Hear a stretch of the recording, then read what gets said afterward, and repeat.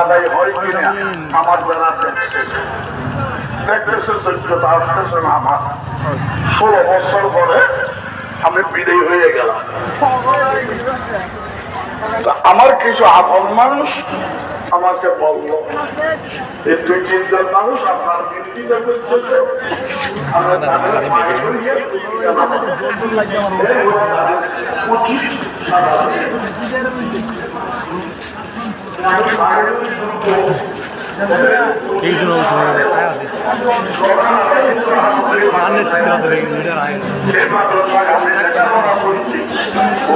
আমার সম্মানের জন্য আমি চিন্তা আবিষ্কার করবো না।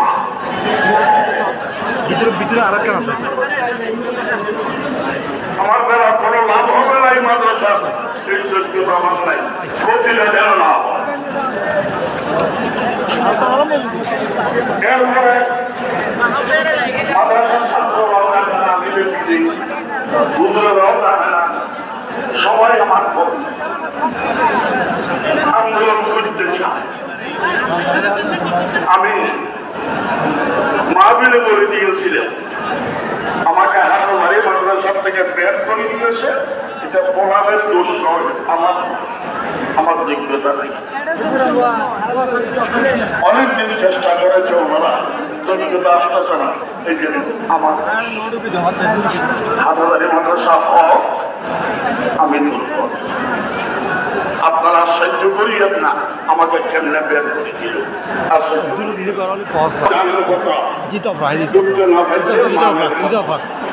আন্দোলন আমার জন্য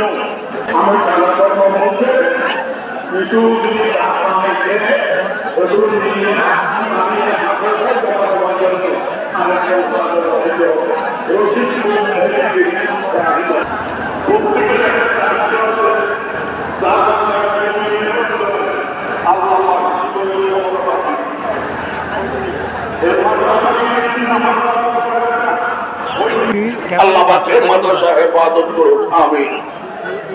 আমি ছাত্র জীবনেও সময় এসেছিলাম, আবার যে সময় হাটবাড়ি মাদ্রাসায় পড়াই দিচ্ছি, এরপরে বক্তা হিসেবে কয়েকবার আসছিলেন।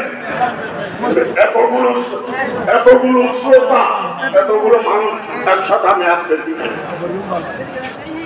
আল্লাহ পাক আপনাদের আশাকে ইবাদত হিসেবে কবুল করুন। আজকে এই আশার বিনিময়ে প্রত্যেককে আল্লাহ পাক শান্তি, উন্নতি, তরক্কি, রহমত, নিয়ামত, বরকতের হায়াত দান করুন। এখনো তো বড় বড় বক্তা আসে নাই, ওনারা আসলে তো এখানে কোথায় টাকা দিব আল্লাহ। আল্লাহ পাক আমাদের সকলকে মুরব্বীদের তরিকায় আল্লাহর গোলামি করার তৌফিক দান করুন। বর্তমান যে সমস্ত ওনারা নিজেরাই বলতেছে, মুরব্বীদের সামনে ওনাদের জোতার বালু হওয়ার যোগ্য আমরা নই। এরা নিজেরাই বলতেছে মুরব্বীদের সামনে ওনাদের জোতার বালু হওয়ার যোগ্যতা আমাদের নেই। তবু আমরা দায়িত্ব নিয়ে এখানে আছি কেন? আমরা যোগ্য হওয়ার কারণে নয়। জাতির ইমানি সম্পদ, জাতীয় সম্পদ মুরব্বীরা নাই, কে রক্ষা করবে? জাতি আমাদেরকে বাধ্য করেছে। আমরা জাতির খাদেম হিসেবে, যোগ্য হিসেবে নয়, খাদেম হিসেবে মাদ্রাসার খেদমত করতেছি। তারা নিজেরাই বলতেছে আমরা যোগ্য নয়। আমি যদি বলি তুমি অযোগ্য, এটা তো গীবত হবে। একজনের দোষ করেছে, চুরি করিয়ে বিরিয়ানি খাইছে, এরপরে জাহান্নামে গেছে।